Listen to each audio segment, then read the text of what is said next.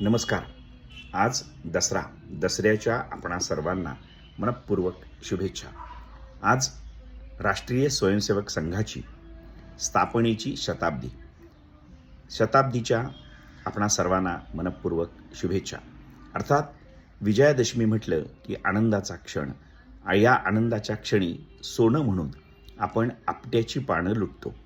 ती लुटायला हरकतही नाही, परंतु आपटा म्हणून कांचन, अंजन अशा वृक्षांची सर्रास तोड होते आणि या तोडीमुळे पर्यावरणाचा मोठा ऱ्हास होतो. तो होऊ नये म्हणून आपण आपट्याचीच पाने आहेत ना हे बघावे. शक्य असल्यास आपट्याची पाने न एकमेकाला देता त्याची रोपे देता आली तर, किंवा आपट्याच्या बिया देता आल्या तर, केवळ कर्मकांड न उरता आपण त्याचा चांगला वापर करूयात. वृक्षारोपणाचं महत्त्व जाणून घेऊयात आणि अर्थातच पर्यावरणाचं रक्षण करूयात. 10व्या दिवशी आपण घटाची स्थापना जी 10 दिवसापूर्वी केलेली असते तो घट हलवतो.